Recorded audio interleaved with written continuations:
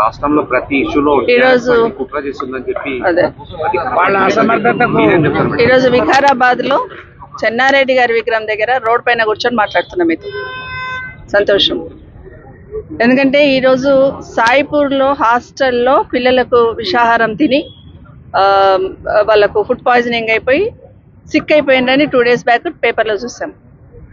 సరే 2 days తర్వాత set అయ్యిందిలే అని అనుకున్నాను. కానీ ఈరోజు మార్నింగ్ పేపర్లో ఫోటో చూసాను. తల్లిదండ్రులకు కూడా నో ఎంట్రీ.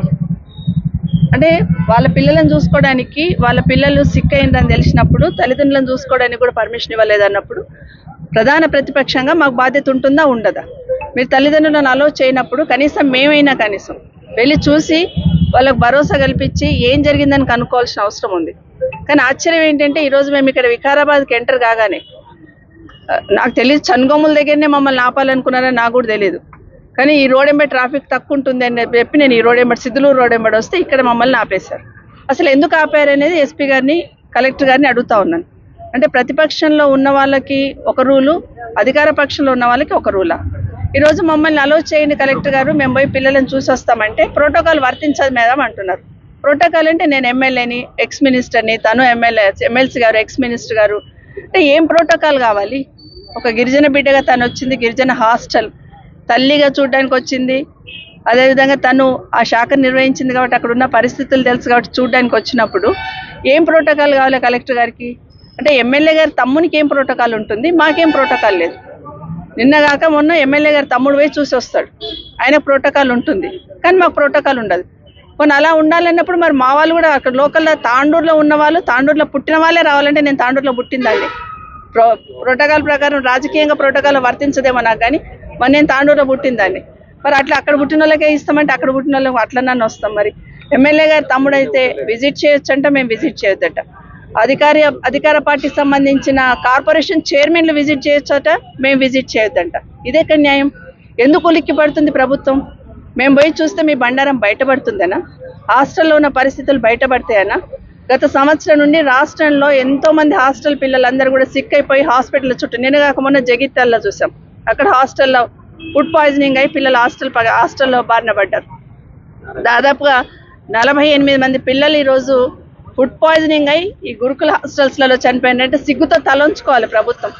రివ్యూ చేసుకోవాలా, సెట్ చేయాలా ఏం జరుగుతుంది అనేది. అది గాలికి వదిలేసి మేము వెళ్తాం చూస్తామంటే మమ్మల్ని కట్టడి చేయడం అనేది వాళ్ళ దివాళు కోరుతనానికి నిదర్శనం ఇది ప్రభుత్వం. ఎందుకంటే ప్రభుత్వం స్పందించాల్సింది పోయి, స్థానికంగా ఉన్న వాళ్ళు పోయి చూడాల్సింది పోయి, పోనీ నిన్న రూలింగ్ పార్టీకి సంబంధించిన చైర్మన్లు పోయి ఉన్నారంటే అక్కడ ఏం మాట్లాడారు?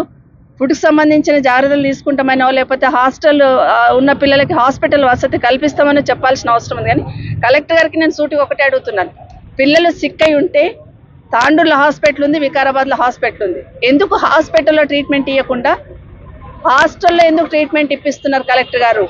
ఈ ప్రభుత్వం ఖచ్చితంగా సమాధానం చెప్పాలి మాకు. ఎందుకంటే హాస్పిటల్ తీసుకెళ్లి ట్రీట్మెంట్ ఇప్పించాల్సింది పోయి ఒక సర్జన్ అక్కడ పెట్టి మేము ట్రీట్మెంట్ ఇప్పిస్తున్నామని చెప్తా ఉన్నారు. ఎందుకు హాస్టల్లో ట్రీట్మెంట్ ఎందుకు ఇప్పిస్తున్నారు, హాస్పిటల్లో ఎందుకు ఇప్పించలేకపోతున్నారు అనేది మాకు సమాధానం చెప్పాల్సిన అవసరం ఉంది. ఎవరైనా సిక్ అయినా హాస్పిటల్ వెళ్తాం, అక్కడ చాలా మంది పిల్లలకి సెలైన్ బాటిల్స్ హాస్టల్లోనే ఎక్కిస్తున్నారని మాకు వచ్చిన ఇన్ఫర్మేషన్. పోయి చూస్తే తప్పేముంది? మేము కూడా మీకు సలహా ఇస్తాం కదా బాబు, కాదు హాస్పిటల్ తీసుకెళ్ళండి అని చెప్తాం కదా, వాళ్ళ పేరెంట్స్తో మాట్లాడతాం, పిల్లలకు కూడా ధైర్యం ఇస్తాం. అది గాలికి వదిలేసి మమ్మల్ని కట్టడి చేయమనేది భావ్యం కాదు. నిన్న మాట్లాడుతూ చైర్మన్లు ఏమంటారు, కార్పొరేషన్ చైర్మన్లు నిన్న మాట్లాడుతూ ఫుడ్ పాయిజనింగ్కి బీఆర్ఎస్ పార్టీ కారణం, కుట్ర చేస్తుంది అంటారు. ఇంతకన్నా సిగ్గుమాలిన మాట మాట్లాడితే ఏమైనా అర్థం ఉందా? ఇంత మాట్లాడితే ప్రభుత్వం మీది, అధికారులు మీ వాళ్ళు, అక్కడ చూడాల్సింది మేనేజ్మెంట్, చూడాల్సిందంతా మీరు గాలికి వదిలేసి ప్రభుత్వంలో ప్రతిపక్షంలో ఉన్న ప్రవీణ్ మీద మాట్లాడుతూ ఉన్నారు. ఇది నిజంగా తలంచుకోవాల్సిన విషయం. వాళ్ళు సరిగ్గా చూడలేక వాళ్ళు చేయాల్సిన అసమర్థతని కప్పిపుచ్చుకోవడానికి ఈరోజు బీఆర్ఎస్ పార్టీ మీద నింద మోపే ప్రయత్నం చేస్తూ ఉన్నారు.